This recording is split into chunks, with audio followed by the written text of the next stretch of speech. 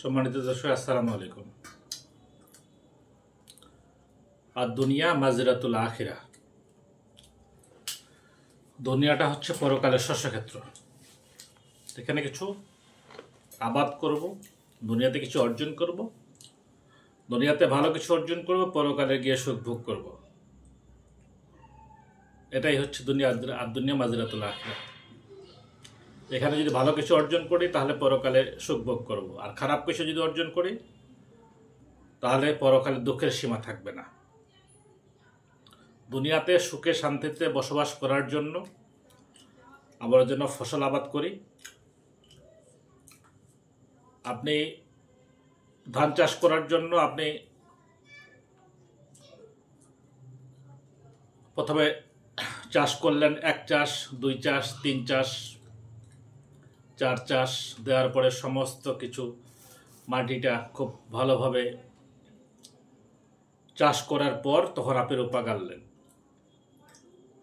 রোপা গাড়ার পরে রোপা যখন লেগে গেল, কিছুদিন পরে সেখানে আগাছা তৈরি হয়। এত কিছু মাটিটা পরিষ্কার করলেন, আগাছাগুলো বেছে ফেললেন। আগাছা এত কষ্ট করে বাঁচার পরও আপনি দেখা গেল যে রোপার সাথে আগাছা কিছু তৈরি হয়েছে। তখন আপনি আগাছাগুলো আবার তোলা শুরু করলেন। সমস্ত আগাছা তুললেন, তোলার পরে সার কীটনাশক দিলেন। দেওয়ার পরেও দেখা যাচ্ছে যে আরও কিছু আগাছা থেকে যায়, যেটা রোপার থেকেও লম্বা হয়ে যায়। এটা আল্লাহর পরীক্ষা, আগাছা দিচ্ছে। তারপরে আল্লাহ কি করলো, সেখানে পোকা দিয়ে দিল।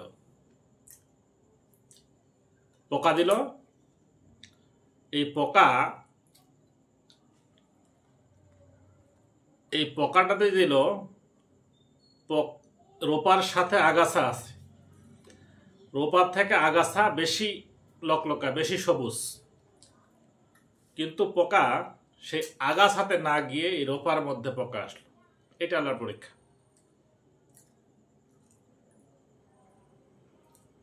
আগাছার এত সুন্দর ডকডকায়, এত সুন্দর সবুজ, তারপরও রোপার থেকেও আগাছাটা সবুজ বেশি, কিন্তু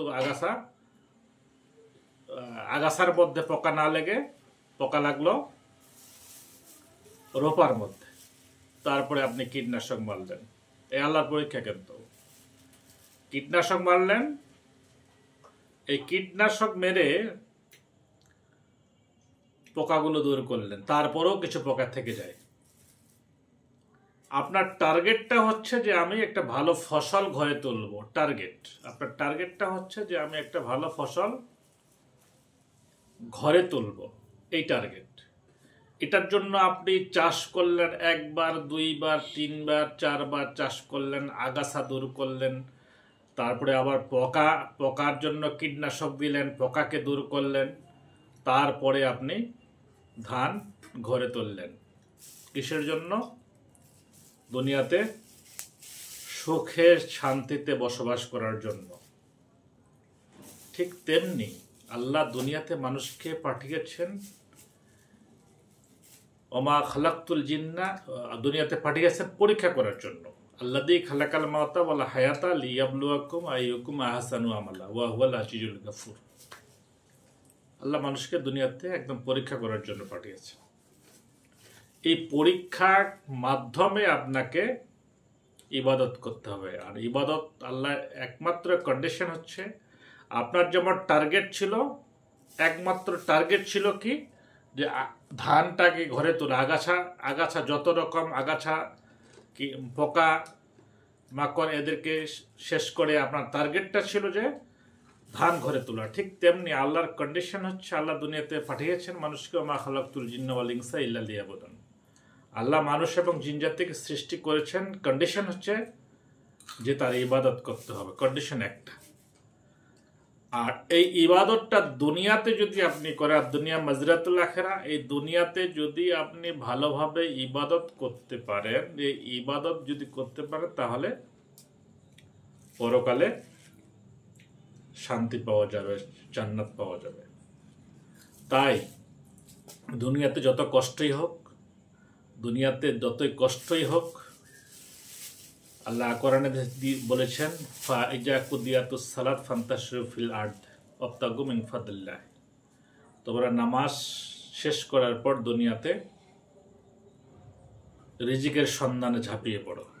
রিজিকের সন্ধানে, এই রিজিকটা আপনি যখন আল্লাহর ইবাদত করবেন এবং রিজিকের সন্ধান করবেন, এই রিজিকটা আপনার ইবাদতের মধ্যে সামিল হয়ে যাবে, এই রিজিকও আপনার ইবাদতের সামিল হয়ে যাবে।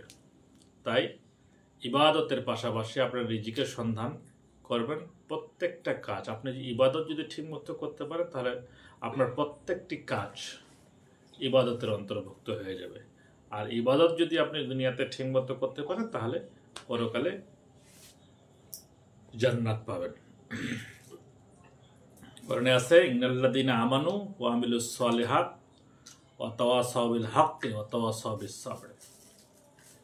ইন্নাল্লাযীনা আমানু ওয়া আমিলুস সালিহাত, যারা ঈমান আনবে এবং সৎ কাজ করবে, ওয়া তাওয়াসাউ বিল হাক্কি ওয়া তাওয়াসাউ বিস সাবর, এবং হকের ধৈর্যের অনুসন্ধান করবে, ধৈর্য ধারণ করবে এবং হকের দাওয়াত দেবে, তারাই হচ্ছে সফল কাম। তারা দুনিয়াতে যত কষ্ট করুক আর যাই করুক, পরকাল তাদের জন্য শান্তি অনিবার্য। সম্মানিত উপস্থিতি, আমি আমার বক্তব্য এখানে শেষ করছি। আসসালামু আলাইকুম।